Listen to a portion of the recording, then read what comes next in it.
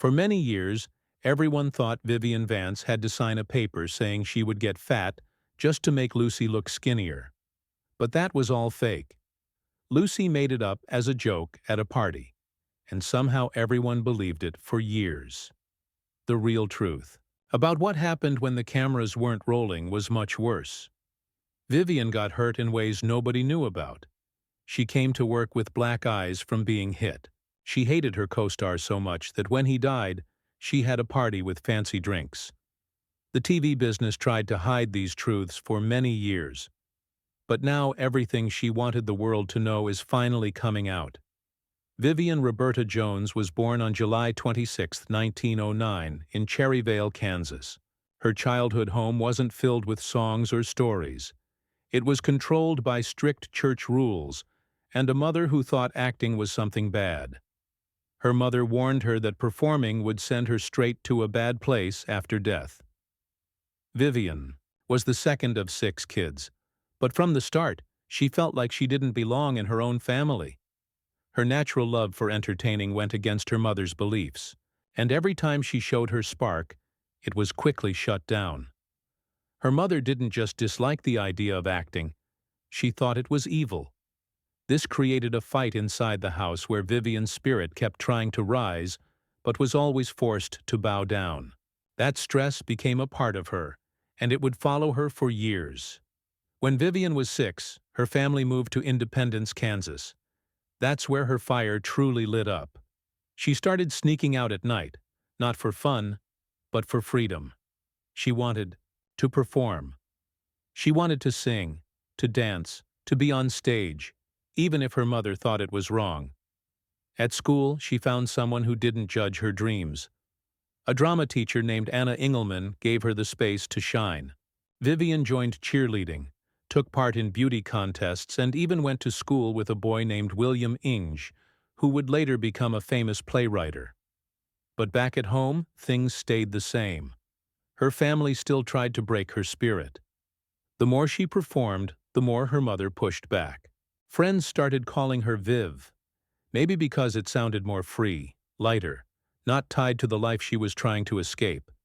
Then came the moment that changed everything. She dropped her family name. She stopped being Jones and chose to become Vivian Vance. She picked Vance after a man named Vance Randolph who collected old folk stories. Maybe she saw herself in those stories, wild, free, not afraid of what people thought. She left Kansas and went to Tulsa, chasing stages while her family moved on without her. She wasn't just running away. She was cutting the cord. She wasn't her mother's daughter anymore. She belonged to herself now. In 1930, at just 21, she became one of the first performers at a small place called the Albuquerque Little Theater. On that stage, she played both a tempting woman and a gentle nun, 2 sides of her life, in a way. Her performances were so powerful that people started calling the building the Vivian Vance Playhouse. The community saw her talent and came together around her. They even held a special show just to raise money so she could go to New York and study acting. In a small review, she sang "My Man" and became a local star. Everything she had been told not to do was suddenly the very thing that gave her a future. With $50 and a suitcase of dreams, she got on a train to New York. She worked as a waitress during the day and tried out for shows at night. Getting turned down was normal. She often skipped meals just to save subway money, but she didn't give up. And finally, in 1932, she got a chorus role in Music in the Air, a Broadway musical that ran for 2 years. Her moment had come. Slowly, people began to notice the way she moved, how she said her lines, and especially how funny she was. Bit by bit, the chorus girl was becoming something more. In 1937, she got a last-minute call to replace someone in a play called Hooray for What, and she ended up doing over 200 shows. That led to her biggest stage role in 1941 when she starred in a hit musical called Let's Face It, alongside Danny Kaye and Eve Arden. The show ran for 547 performances, and Vivian had finally proven herself. But success didn't erase the pain.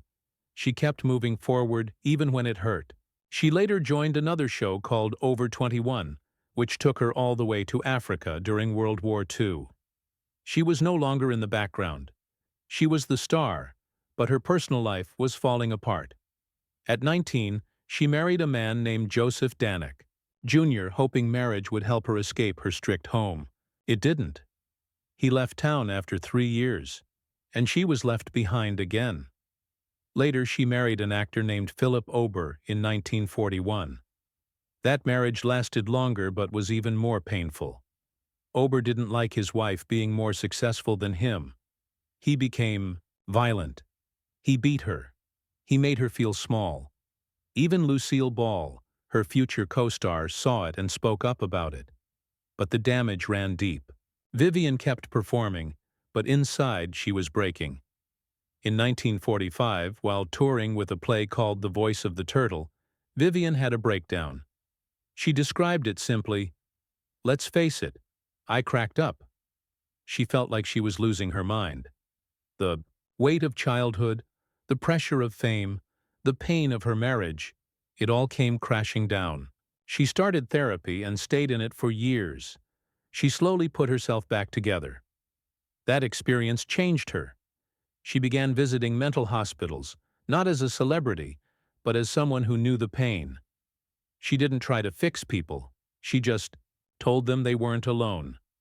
She kept acting. Her biggest success on stage was still Let's Face It, but behind the clapping were 1,000 missed chances. After a revival of The Cradle Will Rock in 1947, she moved to California to try her hand at movies. It didn't work out. She acted in just 2 movies, The Secret Fury in 1950 and The Blue Veil in 1951. One producer offered her a flashy striptease number in a musical. She turned it down. That role later made Mary Martin a star. She also lost a part in Carousel because a choreographer wanted her fired as revenge. The setbacks piled up. Still, she didn't give up. In 1951, something big happened in television. A 42-year-old woman named Vivian Vance was chosen to play Ethel Mertz in I Love Lucy. For many years, people believed she had signed a strange contract, saying she had to gain weight, 15 pounds to be exact, to make Lucille Ball look more beautiful by comparison. But that contract never existed. It was just a joke. Lucille made it up for fun at a party, writing silly rules like gaining 5 pounds every week and never being funnier than her. But people took it seriously, and the lie stayed alive for years. In truth, Vivian's weight simply changed over time. She was always trying to diet. And while Lucy may have wanted to look more beautiful next to her, there was never a real contract. Still, that myth became one of the most famous stories in Hollywood. Vivian wasn't some unknown actress before I Love Lucy. She had been on Broadway since the late 1920s. She even stood in for the great Ethel Merman in 2 Cole Porter musicals. By the early 1940s, she had her own lead roles. In 1951, she was performing in a play in La Jolla, California, when Desi Arnaz and producer Jess Oppenheimer saw her on stage. They hired her right away, but when Lucy found out, she wasn't happy. She looked at Vivian and said, "You can't play Ethel. You're my age. You have the same hair color. You're too pretty." So to fix that, the crew made Vivian wear clothes that were too tight and used makeup to make her look awkward. They wanted her to seem older and less beautiful so Lucy could shine. The first time Vivian met her on-screen husband, William Frolley, she didn't know who he was. She turned to Desi and asked, "Who's that old man over there?" And when she was told that he'd be playing her husband, she laughed and said he looked more like her grandfather. Frolley heard that and never forgave her. He disliked her from the very beginning. That dislike never went away, and their real tension became part of the show. But she didn't just clash with Frolley. Lucy and Vivian also argued sometimes. In one moment during Lucy's pregnancy, she snapped at Vivian for being late. Vivian fired back, saying something so sharp that Lucy couldn't help but laugh. From that day on, they clicked as comedy partners.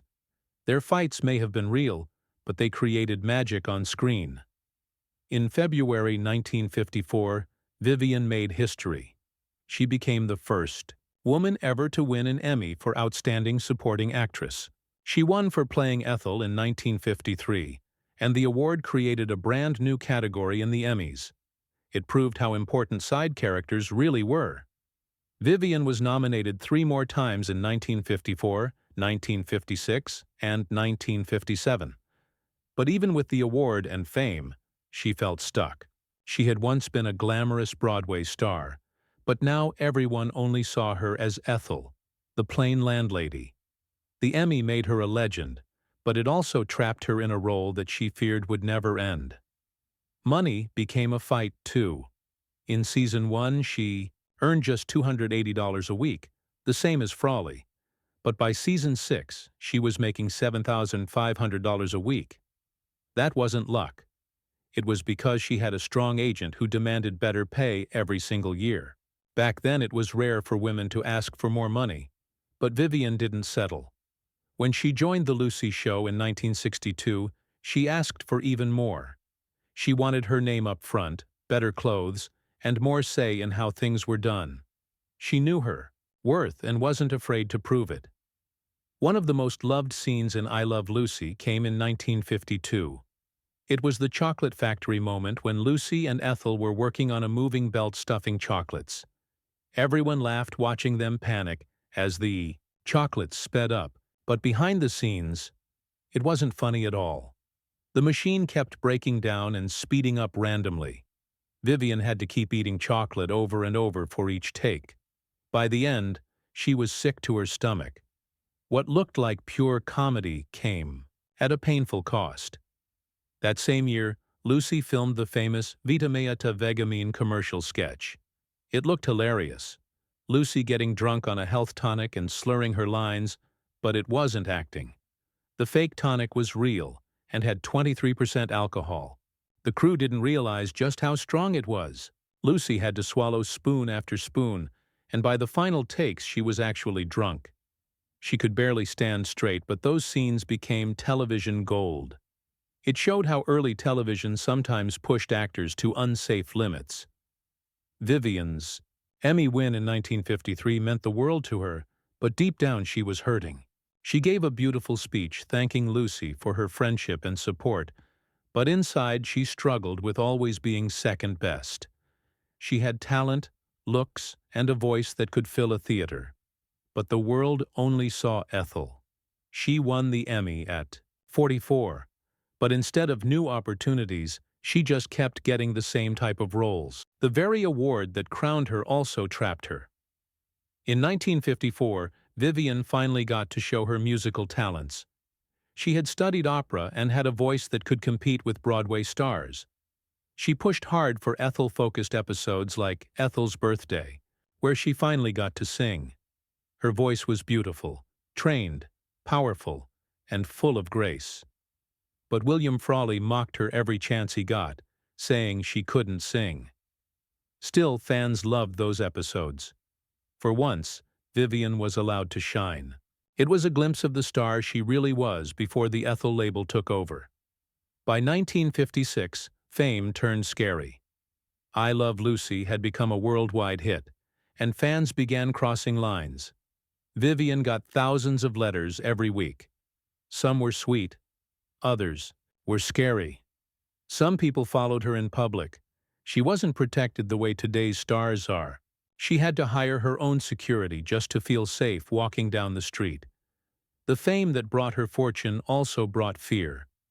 Television had made her feel like family to millions of strangers, and not all of them knew where the line was. The hatred between Vivian and Frolley kept growing.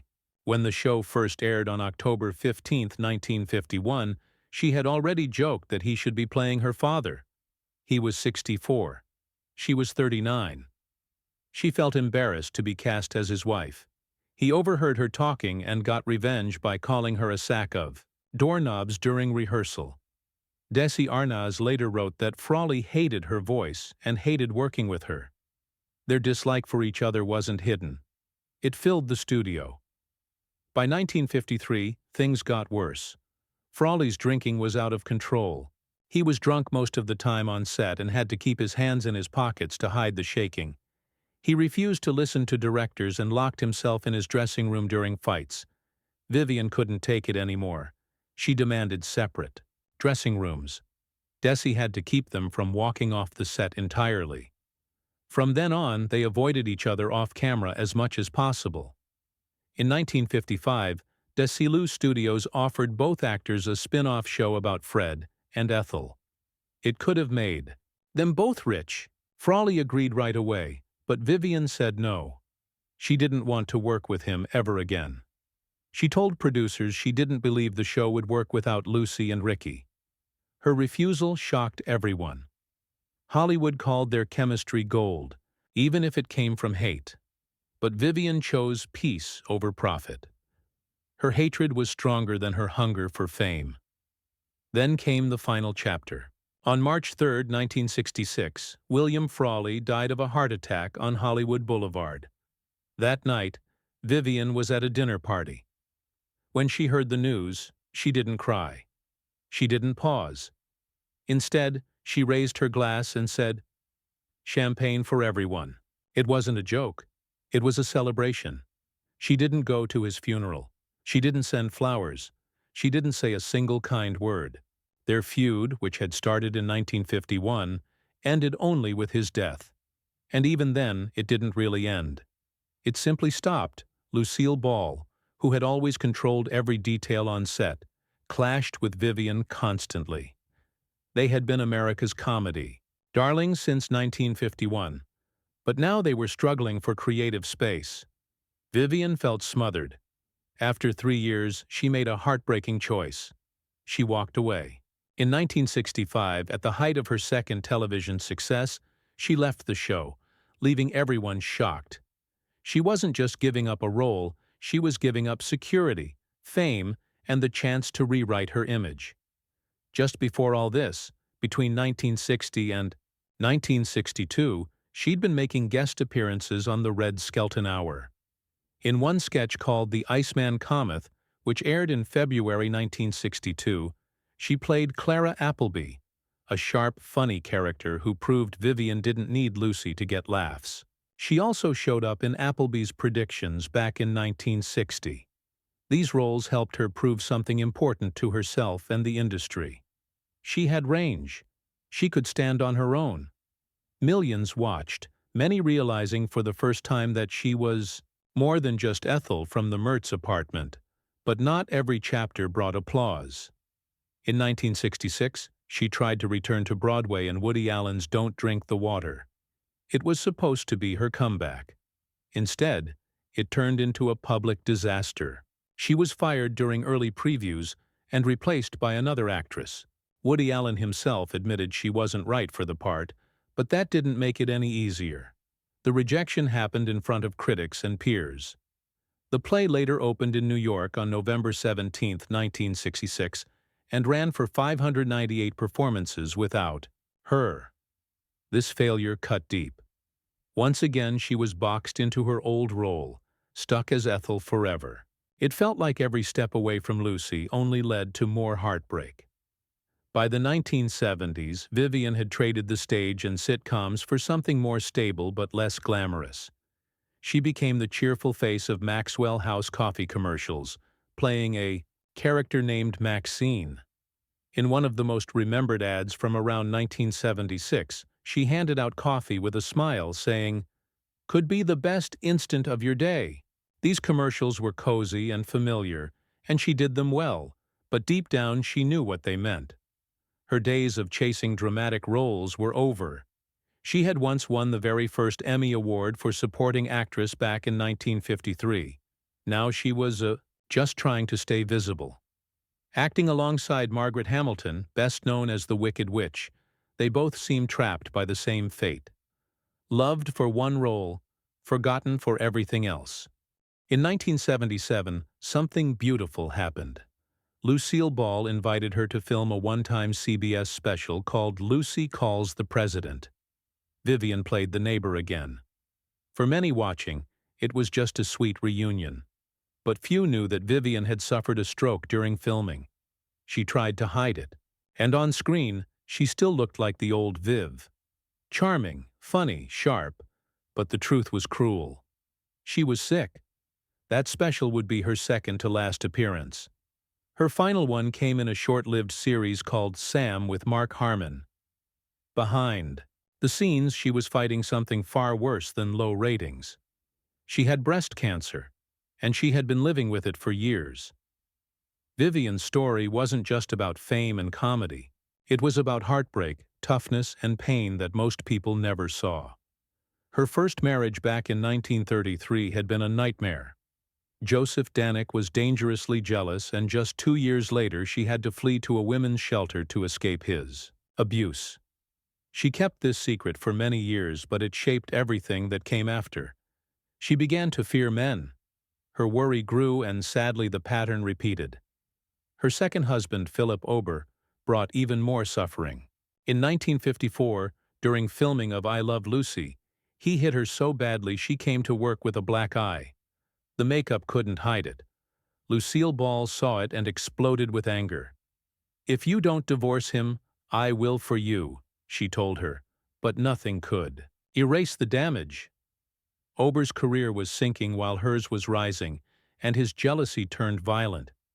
Even though Desi Arnaz gave him small parts on the show to calm things down, it only made him angrier. Vivian was stuck, terrified, and exhausted. The emotional cost of all this pain kept building. She had her first nervous breakdown in 1945 while touring for a stage play. In the years after, she was diagnosed with something called anxiety neurosis, rooted in her childhood and toxic relationships. There are mentions of a second breakdown in 1974, one so severe it possibly led to electroshock therapy, though exact details are scarce. What's clear is that she battled mental illness her entire life, long before people talked about it openly. In a time when mental health was taboo, she quietly became a voice for others who were suffering. Her deepest sorrow, though, was something she rarely spoke of: her inability to have children. She had a miscarriage early in her marriage to Ober, and after that, nothing worked. Every failed attempt broke her a little more. Watching Lucille Ball raise her own children, Lucy and Desi Jr. made it harder. Vivian loved them like her own. She tried to fill that emptiness by mentoring young actresses, giving them the care she couldn't give to children of her own. But inside, she never stopped feeling like she had failed. In 1973, her fight against breast cancer began. She underwent a mastectomy, chemotherapy, and later surgeries as the cancer spread to her bones. She didn't let people see the pain. On the outside, she smiled, worked, joked, but behind closed doors, she was in agony. She kept going anyway. Even close friends didn't realize how serious her condition was until it was too late. She never wanted pity. She just wanted to live with dignity. Even the way she looked on I Love Lucy had been a quiet form of suffering. In interviews from 1977, she revealed that she was forced to stay heavier than she wanted to, just to make Lucy look thinner. She was made to wear ugly clothes and bad makeup, all to keep up the image of the frumpy housewife. She hated it. Off screen, she was stylish and elegant, but the show wouldn't let that version of her shine. The pressure chipped away at her, and she needed therapy just to get through filming. Going back even further, in the 1930s, she had been wrongly diagnosed with Bell's palsy after part of her face became paralyzed. But years later, she would connect that to her childhood trauma. Not just a physical illness, but the body reacting to emotional pain. She became deeply self-conscious about her face, about how she looked, how she was seen. That insecurity never left her. She was offered millions to continue the Fred and Ethel story in a new show after I Love Lucy ended. William Frolley was ready, but she wasn't. She hated him. Their relationship had been toxic from day one. He drank too much, and she once made a comment about his age, 22 years older than her, and he never forgave her. When CBS offered a spin-off, she walked away from all of it. No amount of money was worth being near him again. In her final days, just weeks before she passed, Lucille Ball visited her. Vivian was staying at a house in Belvedere. Paige Peterson, a young woman living nearby, watched them spend the whole afternoon together. They laughed. They cried. When Lucy left, she was in tears. She didn't say a word. She just walked away, broken. Lucy Arnaz, Lucy's daughter, later said that her mother cried about losing Vivian for months. They had fought, yes, but in the end, they were soulmates in comedy, bound by something deeper than fame. Before she died on August 17, 1979, Vivian Vance dictated a series of letters exposing how the industry had always treated her. She had wanted to direct, but producers said that wasn't ladylike. They blocked her at every turn. Those letters weren't just parting words. They were a final cry against the walls she had fought her entire life.